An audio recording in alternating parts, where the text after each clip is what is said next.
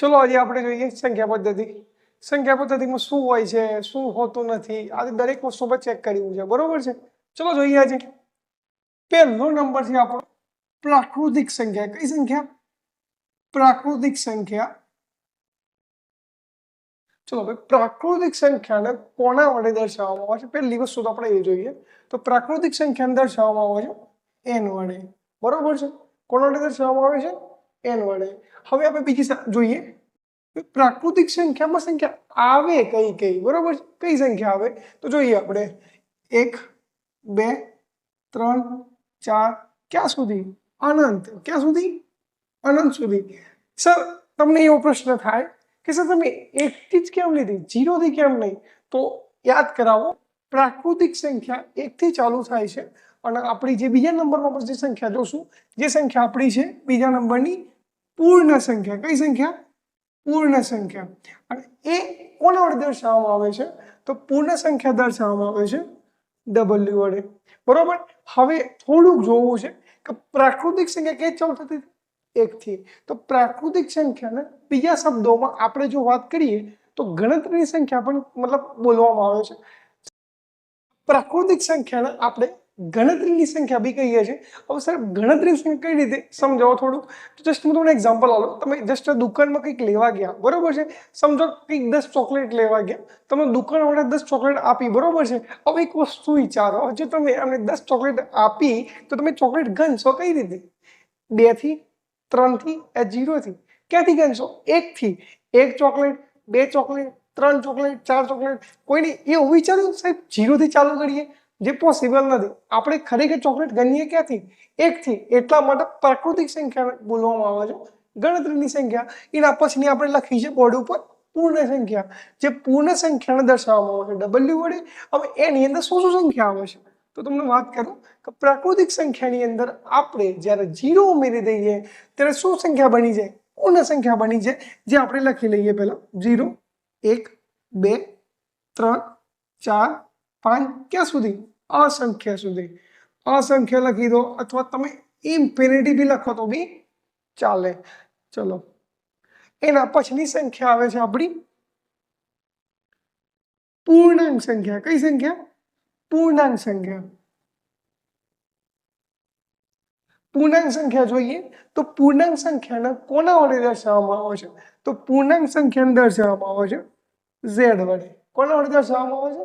z વડે દર્શાવવામાં આવે છે। ચલો પૂર્ણાંક સંખ્યાની અંદર કઈ કઈ સંખ્યા આવે છે તો પૂર્ણાંક સંખ્યાની અંદર આપણે પહેલા થોડીક આગળ જોઈએ।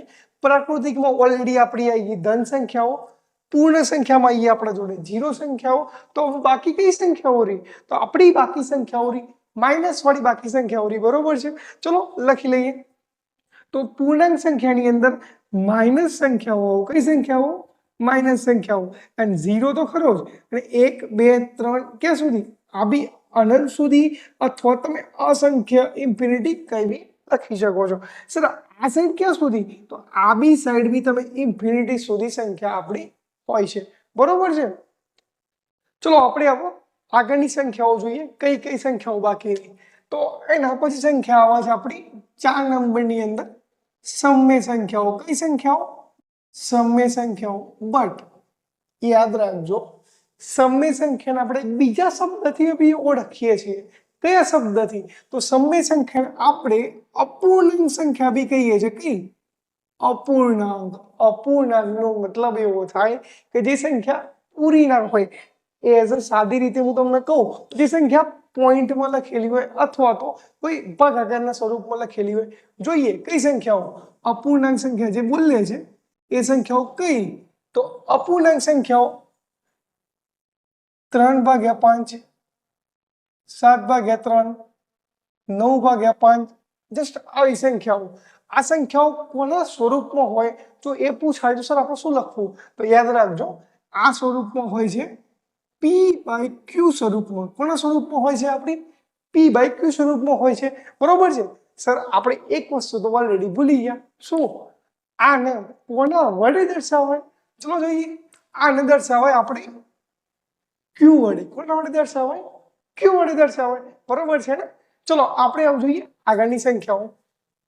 5મા નંબરમાં આપણી સંખ્યા છે असम्य संख्या कई संख्या अपनी असम्य संख्या साहेब असम्य संख्या ए कोना वडे दर्शावाय तो जस्ट ए केवुं छे के एनी अंदर આપણે q ડેશ વડે બી દર્શાવતા હોઈએ છે બરોબર છે હવે આપણે આગળ જોઈએ આની અંદર કઈ કઈ સંખ્યાઓ હવે તમને એવું વિચાર આવશે પ્લસ સંખ્યા આવી માઈનસ બી આવી ગઈ જીરો બી આવી ગઈ અપૂર્ણાંક એટલે આપણે જે p બાય q સ્વરૂપમાં બી આવી ગઈ સાહેબ બાકી કઈ સંખ્યાઓ રહી તો આપણી બાકી સંખ્યાઓ રહી કે જે આપણે પાઈ આવતો હોય વર્ગમૂળ આવતું હોય આવી ઈટીસી એની વગેરે કોઈ બી સંખ્યાઓ આવતી હોય કે જે પાઈ વર્ગમૂળ જે કોઈ સંખ્યાઓ છે એ બધી સંખ્યા સેમ આવે તમને ખબર છે અસમ્ય સંખ્યાની અંદર બરોબર છે હવે છેલ્લી એક મોટી સંખ્યા બાકી રહી જે બધાથી મોટી છે કઈ સંખ્યા કે જે બધાને લઈને ચાલે છે કઈ સંખ્યા તે બધાને લઈને ચાલે છે નામ જોઈએ આપણે એવી સંખ્યા કે એની અંદર પ્લસ બી છે માઇનસ બી છે જીરો બી છે અને p બાય q સ્વરૂપ વાળી એટલે આપણી અપૂર્ણાંક સંખ્યાઓ બી છે અને સમય સંખ્યાઓ બી છે સાહેબ એવી સંખ્યા કઈ તો એવી સંખ્યા છે વાસ્તવિક સંખ્યા કઈ સંખ્યા વાસ્તવિક સંખ્યા આવું સાહેબ એવું થાય કે વાસ્તવિક સંખ્યાઓથી કોના વડે દર્શાવાય છે તો વાસ્તવિક સંખ્યાઓ દર્શાવાય છે આપણા r વડેથી કોના વડેથી r વડેથી વાસ્તવિક સંખ્યાઓ સાહેબ આવું કઈ તો બધી જ કઈ સંખ્યાઓ બધી જ સંખ્યાઓ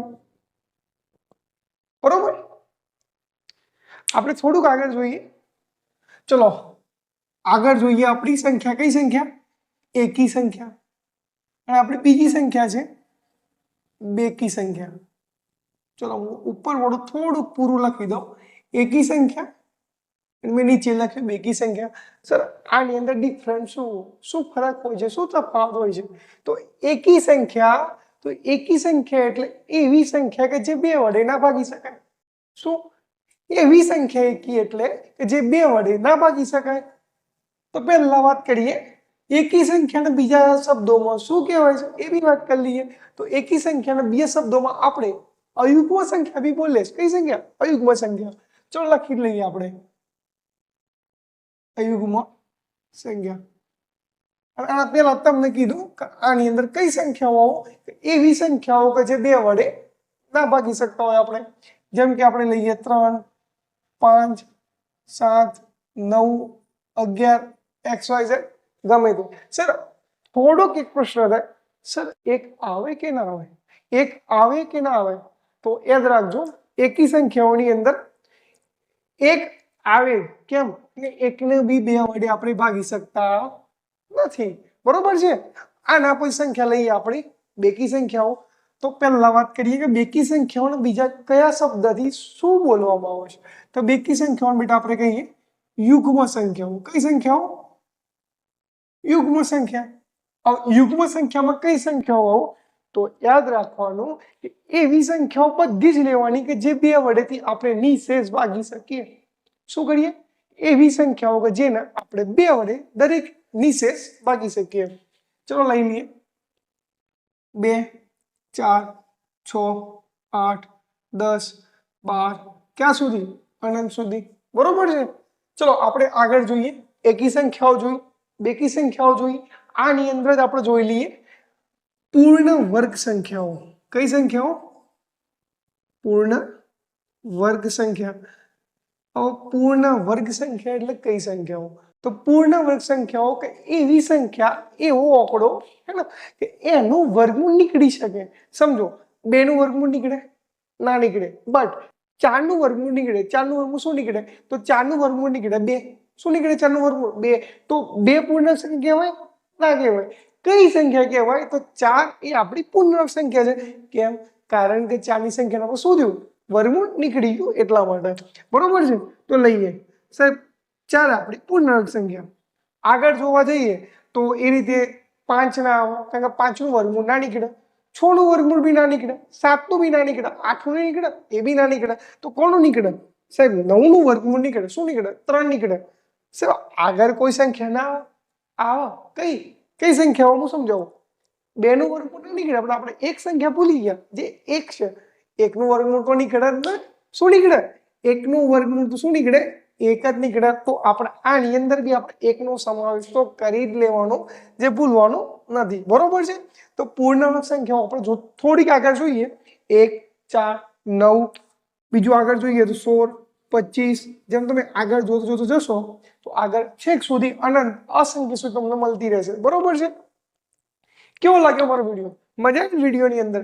જો તમને આ વિડીયો મજા આવતી હોય તો તમારા મિત્રોને બી શેર કરો અને આ મારી ચેનલ સબસ્ક્રાઇબ કરો આવા નવા બીજા વિડીયો જોવા માટે.